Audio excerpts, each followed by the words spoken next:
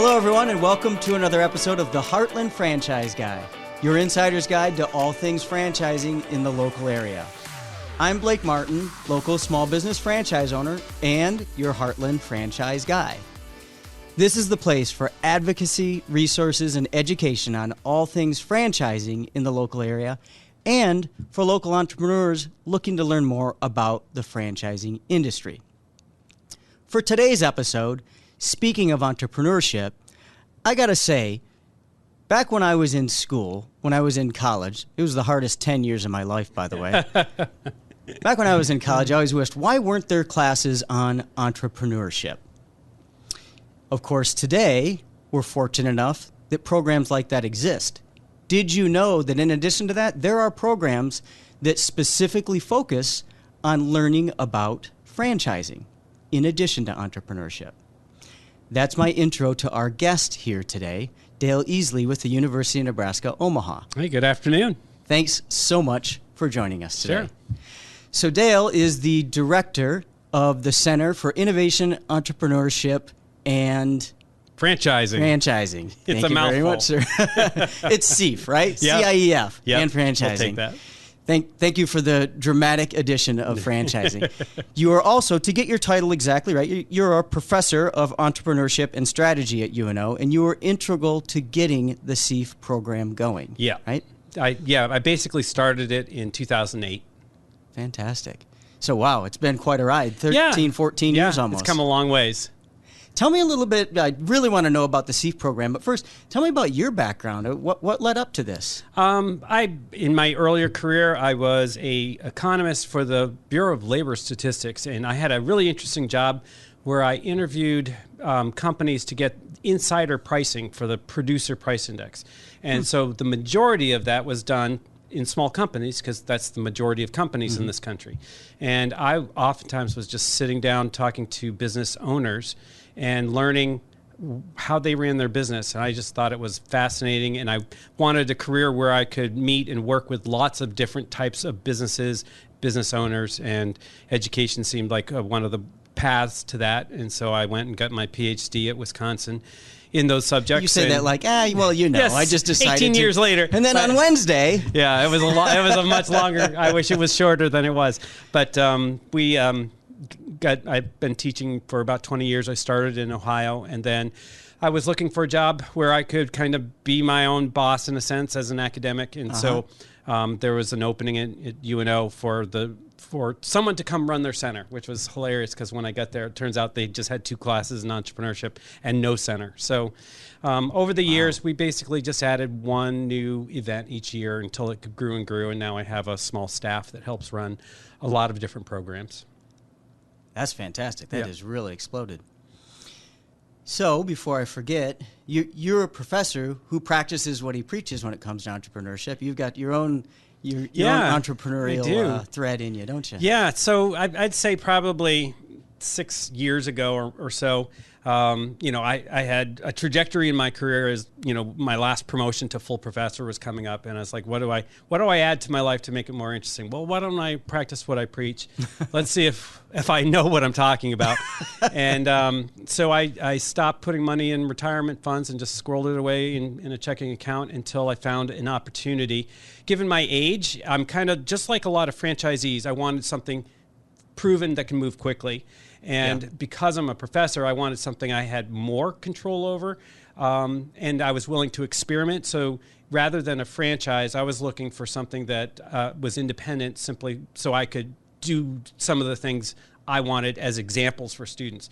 So I bought a small independent oil shop that at the time hadn't changed practices in 40 years, which, to make a good point about franchises, the beautiful thing about franchises, they say, here's all the systems, follow this and you'll win.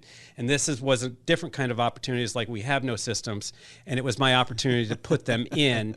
And we really increased it, turned it around quite a bit, went from 34 very negative reviews on Google to over 850 5-star reviews, which has really grown the business and greatly increased the value of it. And actually, I did a deal with a UNO graduate. He partnered with me. He runs it, and I'll be selling it to him as part of our agreement in this coming August. Wow. Yeah, so that coming was full circle. Full circle. And still tying it back into being a lifelong educator. Yeah, it's fantastic for examples in class for sure. Absolutely. And so now I'm just working on the next deal, still under NDA, but hopefully within the year that'll clear, and that'll be my next hobby for another 3 to 5 years. Yeah. Well, congratulations on all the success. Thanks. Yeah. Let's go back to the CIEF program. Again, Center for Innovation, Entrepreneurship, and Franchising. My first question, not surprisingly, right? It's the Heartland Franchise Guy podcast. How did the franchise piece come into it? Well, franchising is, in my opinion, it's always a critical part of entrepreneurship. It's just another path of. So I never kind of separated entrepreneurship and franchising in my mind. It's just on a spectrum of things people do to be self-employed and to create their own future for themselves. So I had worked with franchises quite a bit. I've consulted with some franchises with different issues. Always include franchising as part of my curriculum.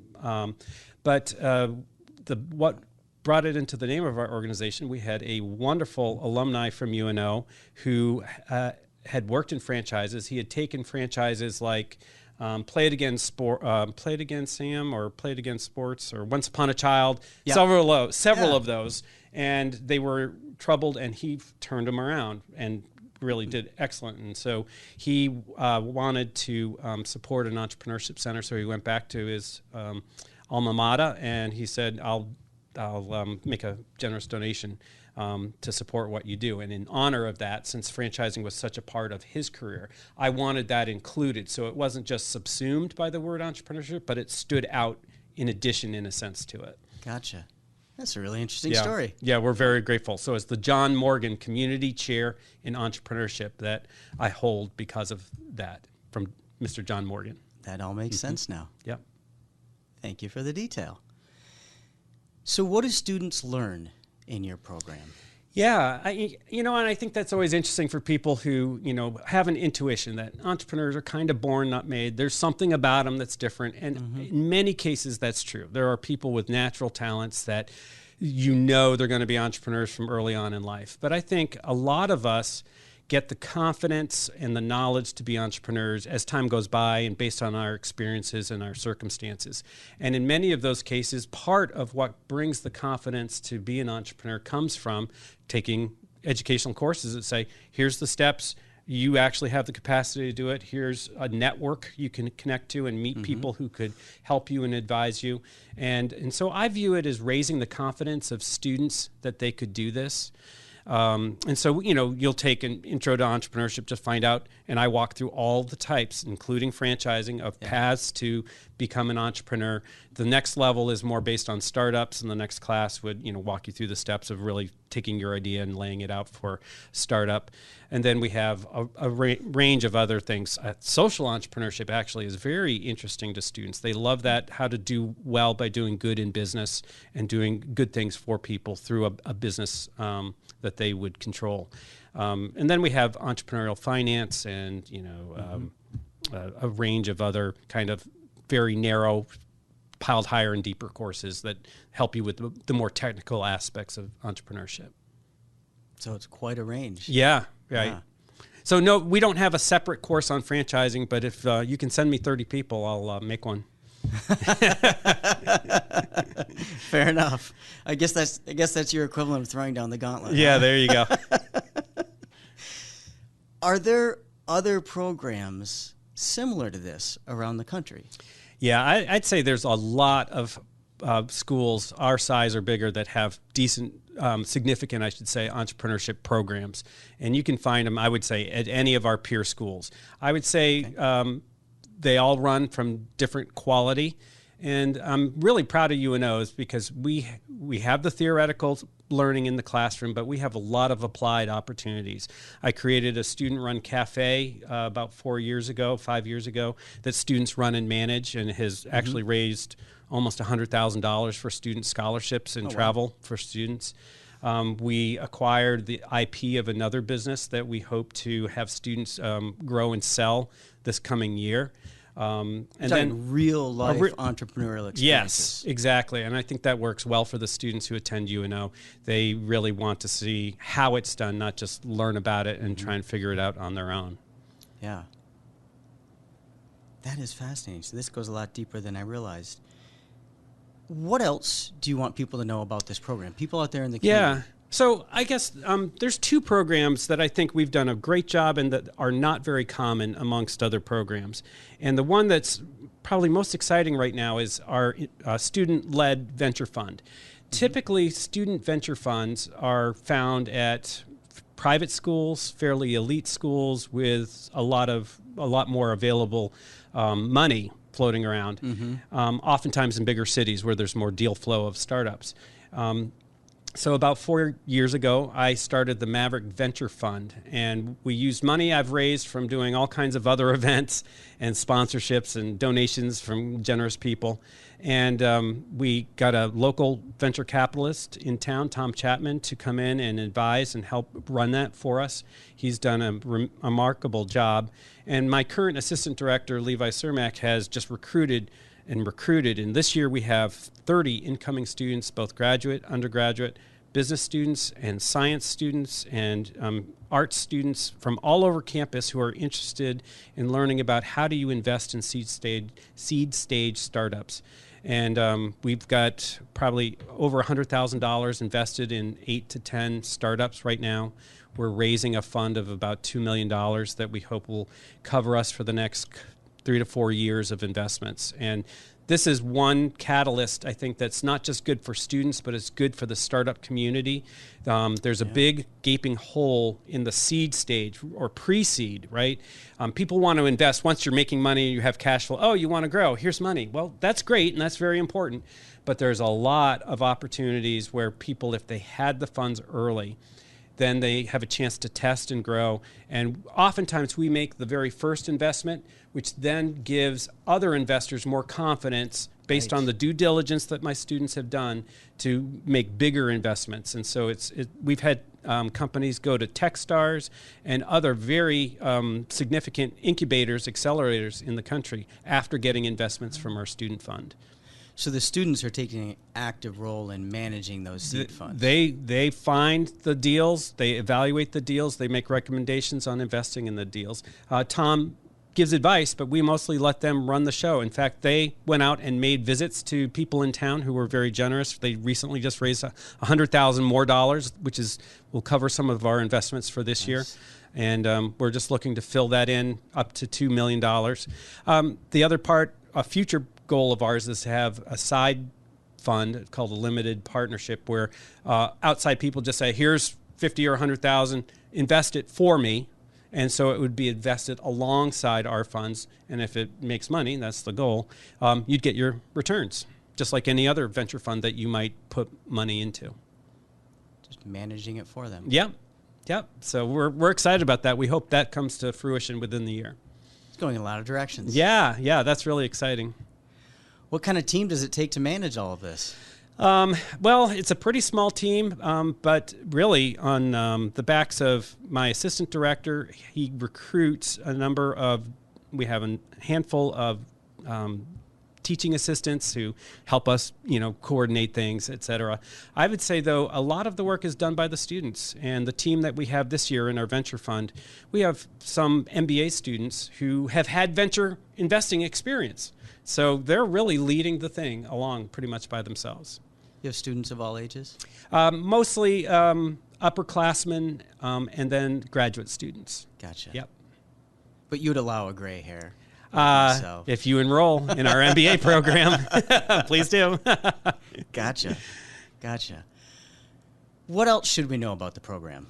Well, the program runs lots of different events like a pitch contest, a business plan contest. We do a breakthrough weekend event where students come in and spend the weekend putting together the business model for a startup and then presenting it at the end. Those kind of events always need commercial sponsors, so we have prize money, but they also, more importantly, need mentors and judges. And so if members of your audience are interested in participating, they can please contact me at my email at UNO, and we'd love to hook them up. And especially if you are interested in mentoring students.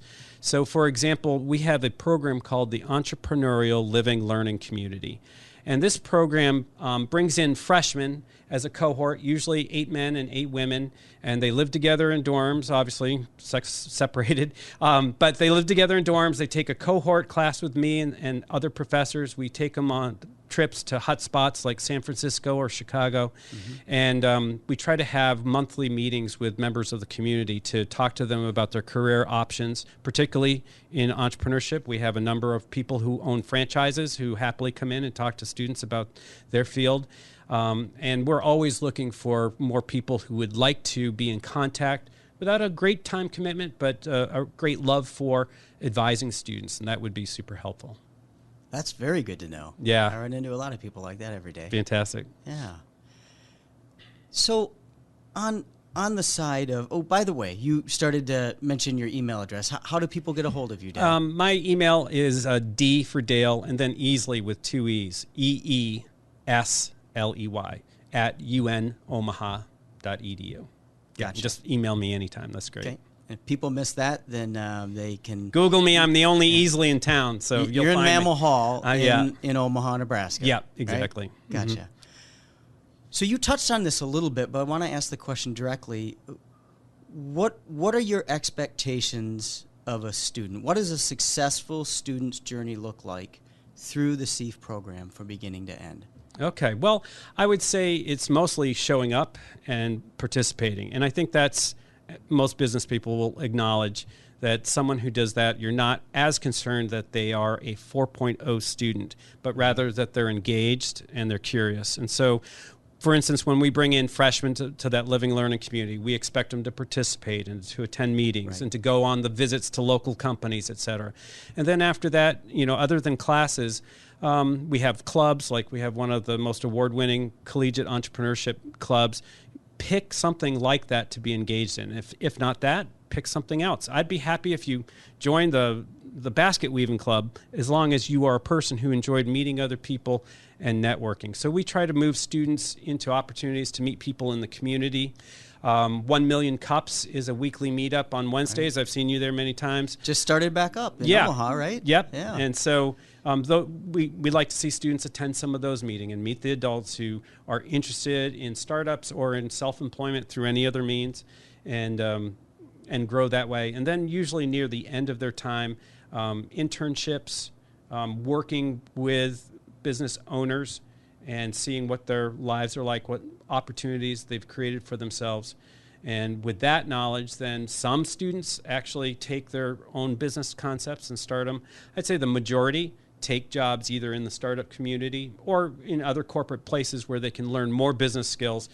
A lot of them with the intention, 3 to 5 years, maybe then I'll be ready, I'll have the idea, or I'll have the opportunity in front of me that's right for me. And I think, startups are great, but they're much higher risk. And so, we certainly encourage students when they have the capital, if it interests them, consider, especially early in their career, franchising, simply because it's such a good fit for someone who knows what they want. They want some level of independence. They want some predictable cash flow, but they don't have the depth of business experience at that age. And, that's what franchises bring to you is, here's the recipe, don't screw it up, follow the rules, get the right location, obey it, and success is all but guaranteed, right? I mean, 80%, 90% success rates compared to the inverse of that for startups. Right. So I heard you say a lot that kind of dovetails back to, you're really encouraging your students to get out there, get involved, and get comfortable being uncomfortable. Yeah, I think those experiences really make the big difference. And I think, I'm always telling students, think what you're going to put on your resume. If you got a 4.0, that's one line, and it might have consumed all your time in college. It's, where did I meet? What did I participate in? Did I take a leadership role in any of these organizations? Did I help other people? I mean, right, that's such a winner, is showing that you volunteered and that you care about other people, because you can be driven to succeed, driven with financial goals, all good, but if you have that additional element to it, that makes a student particularly, I think, interesting to any employer and improves their chance of success in their own businesses. Indeed. Great advice. Yeah. Before we wrap up, I got to ask you one other question. As a professor of entrepreneurship and the director of the CIEF program, what are you reading right now? I haven't read, I have to be honest, I probably haven't read a business book in a while. I've been having discussions. Because you read all of them. I actually have. Here's actually the game, what's it called? The Game of Money? It's a book where the person worked in a larger organization and did a huge turnaround by sharing openly the financial reporting of the company. So different teams within the company could see their performance, and he gamified it so that teams could compete on a friendly basis. And I've been working through that with my assistant director, because the next business we're buying, we think using tactics like that is going to be especially helpful for improving the efficiency and the growth process of the business. I think it's called The Game of Money. Okay. But they can just reach out to you at what email address? Dale Eesley at DEESLEY@unomaha.edu. Dale, thank you so much for joining us today. I really I enjoyed appreciate it. That went by fast. A very unique perspective, as it should be for somebody who is a professor of entrepreneurship and the director of the Center for Innovation, Entrepreneurship, and Franchising. And thank you, Blake. And I appreciate the many times you've allowed me to send students to you to get advice, because I definitely have students who are interested in franchising, and you're my first referral. It's like, I don't know, go ask Blake. He'll help you. I enjoy it. It hasn't been that long, not that long since I was in that position. Yeah. So I appreciate being able to pay it forward. Thank you. Thank you. And thank all of you for joining us for another episode of the Heartland Franchise Guy. We'll see you here on the next one.